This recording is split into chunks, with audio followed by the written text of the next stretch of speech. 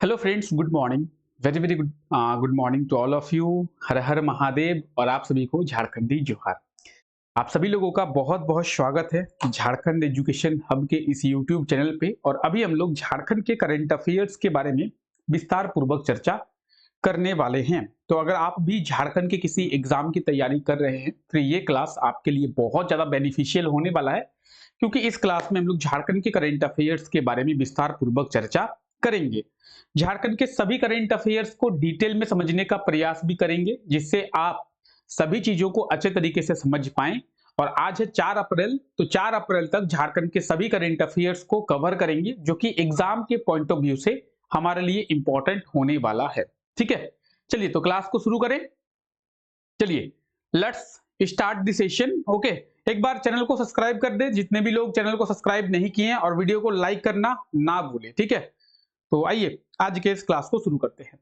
सबसे पहले अगर हम लोग बात करेंगे भारतीय वन सर्वेक्षण यानी फॉरेस्ट सर्वे ऑफ इंडिया।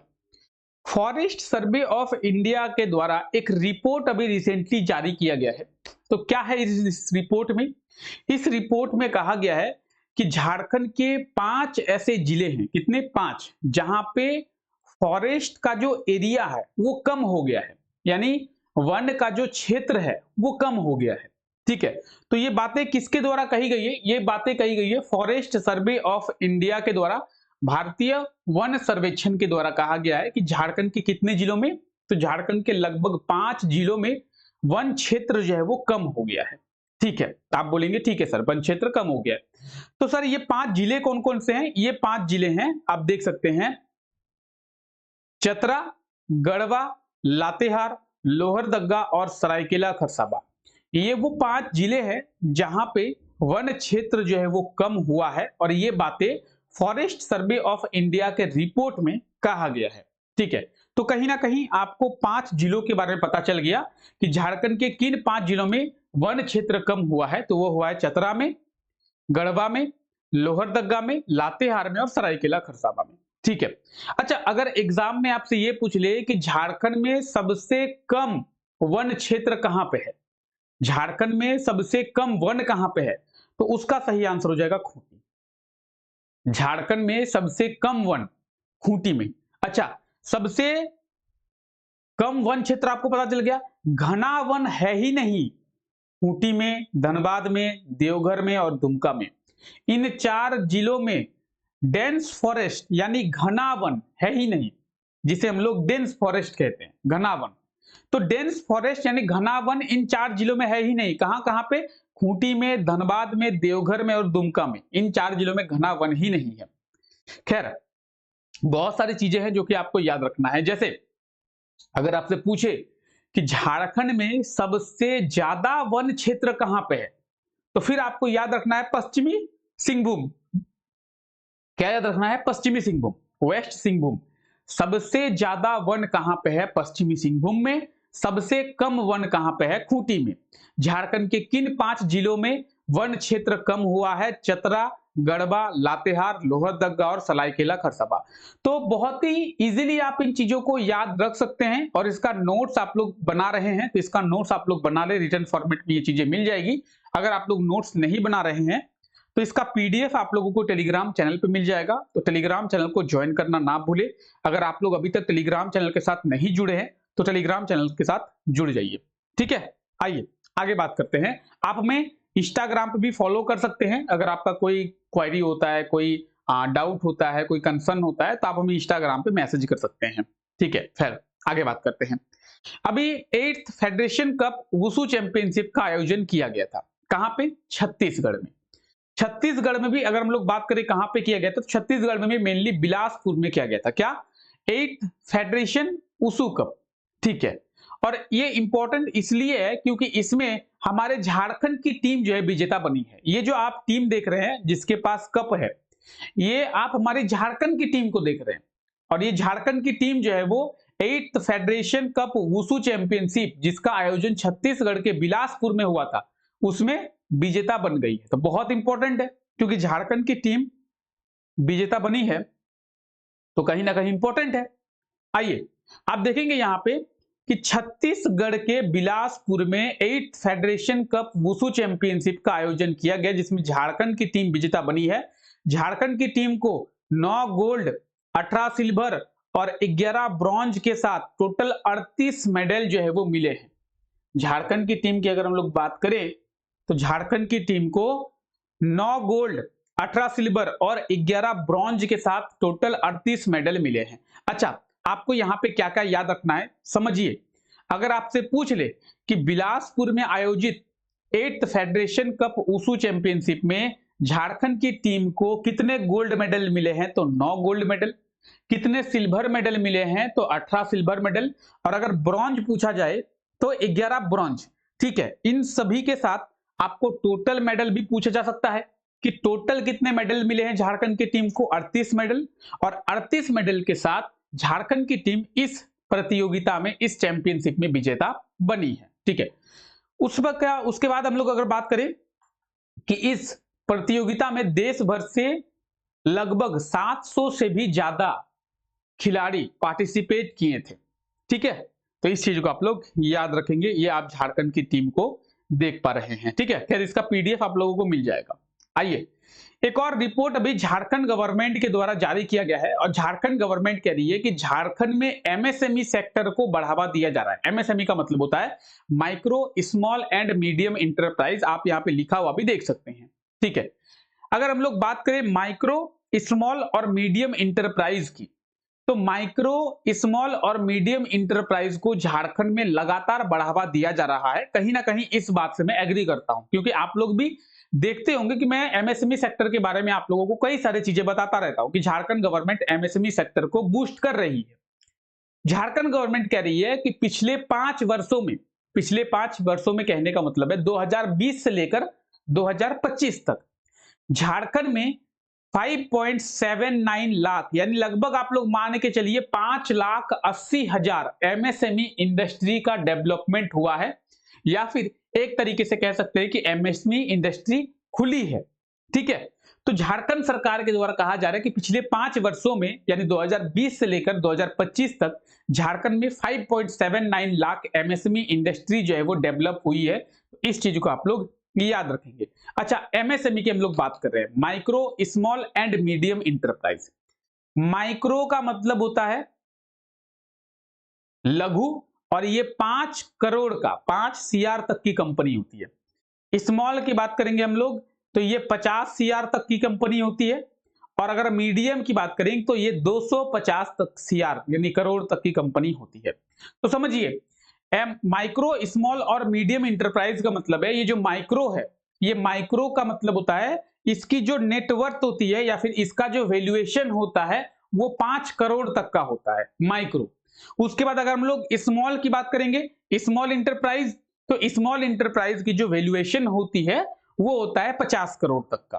और अगर हम लोग अब बात करें मीडियम इंटरप्राइज की, तो मीडियम इंटरप्राइज की जो वैल्यूएशन होती है वो 250 करोड़ होती है। तो इस चीज को आप लोग याद रखें। ठीक है, चलिए अब आइए, झारखंड सरकार कह रही है, क्या कह रही है कि जुलाई 2020 से लेकर फरवरी 2025 तक झारखंड में 5.79 लाख एमएसएमई इंडस्ट्री का डेवलपमेंट हुआ है, या फिर कह सकते हैं कि एक तरीके से नई नई एमएसएमई इंडस्ट्री जो है वो खोली गई है।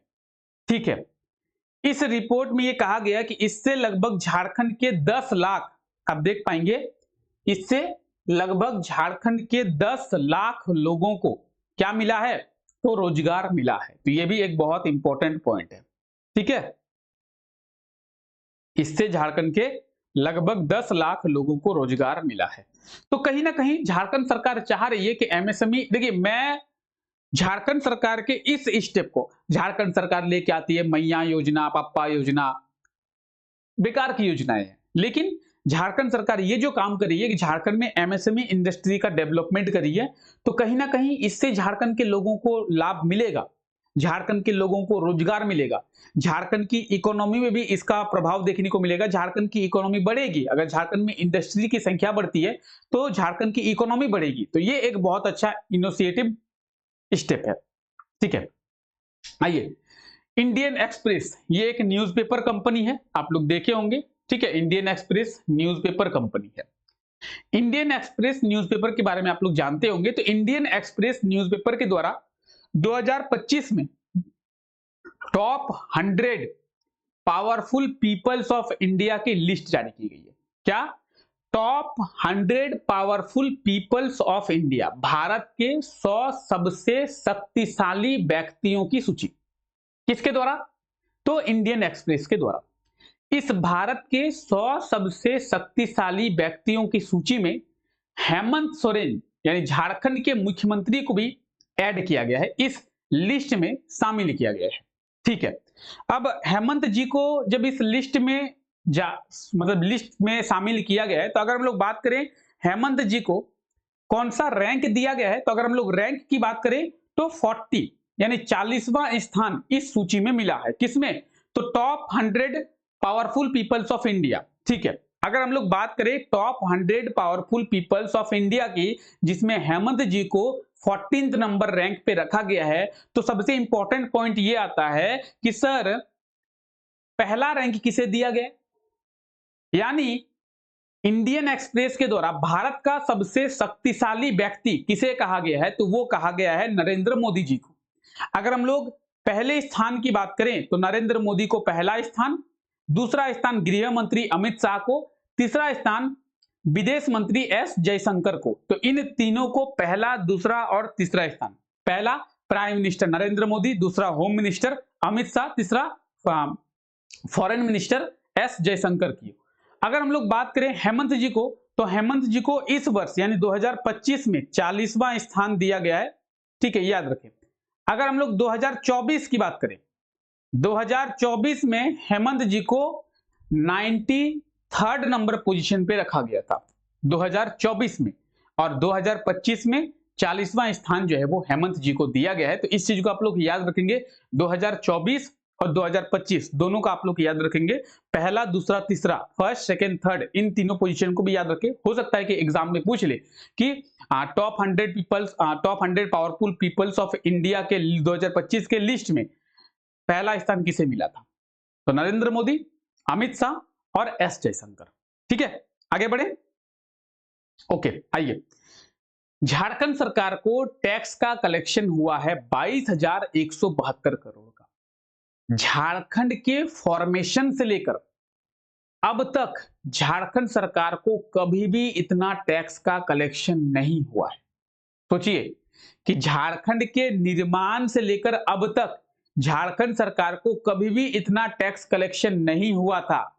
झारखंड सरकार को अब जाके इतना टैक्स कलेक्शन हुआ है। 22,172 करोड़ का जो टैक्स है वो झारखंड सरकार को मिला है, जो कि एक बहुत बड़ा वैल्यूएशन होता है। पहली बार झारखंड सरकार को इतना टैक्स मिला है। तो आप देखेंगे झारखंड में इंडस्ट्री बढ़ रही है, झारखंड में लोगों की इनकम बढ़ रही है, तो झारखंड में टैक्स मिलेगा सरकार को। तो इसलिए झारखंड सरकार को 22,172 करोड़ का टैक्स मिला है, जो कि अब तक का सबसे हाईएस्ट टैक्स है। तो वर्ष 2024-25 में राज्य में जमा हुई 22,172 करोड़ का टैक्स, जो कि झारखंड निर्माण के बाद अब तक की सबसे अधिक टैक्स प्राप्ति है। पिछले वर्ष 1,097 यानी लगभग आप 1100 करोड़ मान के चलिए कि पिछले वर्ष 1100 करोड़ का टैक्स मिला था और भारत सरकार को 21,000 का, ठीक है, भारत सरकार से। फिलहाल आपको याद रखना है क्या? आपको याद रखना है कि इस वर्ष 2024-25 में झारखंड सरकार को कितना टैक्स मिला है? 22,172 करोड़, जो कि एक ह्यूज अमाउंट है, ह्यूज। सोचिए कितना इंपॉर्टेंट है, ठीक है। तो इस चीज को आप लोग याद रखें जरूर से, ठीक है। ये कुछ इंपॉर्टेंट करंट अफेयर्स थे, आई होप सो ये करंट अफेयर्स आपको पता चल गए होंगे। आइए इनसे रिलेटेड कुछ क्वेश्चंस करते हैं, बताएंगे इस क्वेश्चन का सही आंसर क्या होगा। इसी प्रकार से एग्जाम में आपसे क्वेश्चंस पूछे जाएंगे कि फॉरेस्ट सर्वे ऑफ इंडिया के रिपोर्ट के अनुसार झारखंड के कितने जिलों में वन क्षेत्र कम हो गया है, बताएंगे। झारखंड के कितने जिलों में फॉरेस्ट एरिया कम हो गया है? तो अभी हम लोग जस्ट डिस्कस करके आए हैं कि झारखंड के 5 जिलों में वन क्षेत्र कम हुआ है। Option C will be right answer of this question. Clear? Next question, Chhattisgarh में आयोजित क्या 8th federation cup wushu championship में कौन सी टीम विजेता बनी है? तो क्या होगा भाई सर? अभी हम लोगों ने देखा कि इसमें झारखंड की टीम विजेता बनी थी ना सर? हाँ हाँ हाँ हाँ सर, झारखंड की टीम विजेता बनी थी, यानी option C will be right answer. Sir इसमें हम लोग अभी थोड़ी देर पहले ये भी देखे थे कि झारखंड की टीम को टोटल 38 मेडल मिले थे सर। टोटल कितने? टोटल 38 मेडल मिले थे। तो झारखंड की टीम विजेता बनी है और झारखंड की टीम को 38 मेडल इसमें मिले थे। क्लियर? I hope so. चलिए आगे बढ़ते हैं। हाल ही में जारी क्या 100 सबसे शक्तिशाली लोगों की सूची में हेमंत सोरेन को कौन सा स्थान मिला? यानी top 100 powerful peoples of India के लिस्ट में हेमंत सोरेन को कौन सा स्थान दिया गया है, जो कि इंडियन एक्सप्रेस के द्वारा जारी किया गया है। ठीक है, तो इसमें अभी हम लोग देख के आए कि सर 43rd नंबर पोजीशन पे रखा गया था हेमंत सोरेन को। ओके सर, तो अगर हम लोग बात करें यहां पे 43 होगा ना सही आंसर?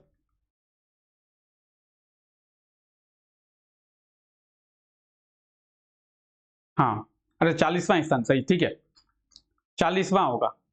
ओके ठीक है, यानी ऑप्शन डी, मुझे लगा 43 होगा, 40वां। क्लियर? Option D. तो इस तरीके से आप आंसर कर सकते हैं। आगे आइए आगे बढ़ते हैं। इंडियन एक्सप्रेस के द्वारा जारी भारत के 100 सबसे शक्तिशाली लोगों की सूची में प्रथम किसे मिला है? यानी ये जो अभी हम लोग देखें कि 100 top powerful peoples of India 2025 के लिस्ट में पहला स्थान किसे मिला है? पहला स्थान, तो पहला स्थान नरेंद्र मोदी जी। हम लोगों ने अभी देखा कि नरेंद्र मोदी जी को पहला स्थान, अमित शाह को दूसरा स्थान और एस जयशंकर जी को तीसरा स्थान, और 40वां स्थान मिला था किसे? हेमंत सोरेन को। और हेमंत सोरेन की अगर हम लोग बात करें तो हेमंत सोरेन को पिछले वर्ष 93rd नंबर पोजीशन पर रखा गया था। मैंने इसे भी 43rd समझ लिया था। ठीक है, तो 93rd नंबर पोजीशन पर पिछले वर्ष रखा गया था, इस वर्ष 40वां स्थान इसे मिला है। खैर आइए, फाइनेंशियल ईयर 2024-25 में झारखंड सरकार को कितना टैक्स मिला? बहुत इजीली आप आंसर बता सकते हैं कि 22,172 करोड़। ऑप्शन ए बिल्कुल सही आंसर हो जाएगा कि 22,172 करोड़, ऑप्शन ए। क्लियर? तो कितने आसानी से आप आंसर कर पा रहे हैं, बहुत ही इजीली आप आंसर कर पा रहे हैं अगर एक बार आप चीजों को समझ गए हैं। ठीक है, बिहार दिवस कब मनाया जाता है? ये पूछा गया था, 22 मार्च इसका सही आंसर हो जाएगा। आप सभी को पता ही होगा इसके बारे में, और आप सभी लोगों ने लगभग सही आंसर कमेंट करके बताया था। आज के लिए आपका क्वेश्चन ये रहा, बताएंगे स्वच्छ सर्वेक्षण 2024 के तहत ऑनलाइन सिटीजन फीडबैक में राज्य का कौन सा जिला पहले स्थान पर रहा है? ठीक है, तो कहीं ना कहीं अगर हम लोग बात करें झारखंड के सबसे स्वच्छ शहर के बारे में, तो वो तो जमशेदपुर होगा, नो डाउट, उसमें कोई डाउट नहीं है। लेकिन अगर बात करें स्वच्छ सर्वेक्षण 2024 के तहत ऑनलाइन सिटीजन फीडबैक की, तो इसका सही आंसर क्या होगा आप लोग कमेंट करके जरूर बताएं। ठीक है, क्लियर? तो आप कमेंट करके जरूर बताएं कि सही आंसर क्या होगा, और जो भी सही आंसर होगा उसके बारे में थोड़ा डिटेल में कमेंट करने का प्रयास करें। अगर आप जानते हैं तो आप डिटेल में कमेंट करें। आप लोगों के कमेंट्स जो है वो नेक्स्ट क्लास में दिखाया जाएगा। जिसका भी कमेंट सबसे अच्छा होगा उसके कमेंट को दिखाया जाएगा कि इन्होंने इतने डिटेल में ये कमेंट किया है। ठीक है, चलिए तो फिलहाल आज के लिए इस क्लास को यहीं तक रखते हैं। आई होप सो कि आज का ये क्लास आप लोगों को अच्छा लगा होगा। क्लास अच्छा लगा है तो क्लास को लाइक करना ना भूलें। ठीक है, तो फिलहाल थैंक यू आप लोगों का इस क्लास में जुड़ने के लिए। मिलते हैं आप लोगों से नेक्स्ट क्लास में।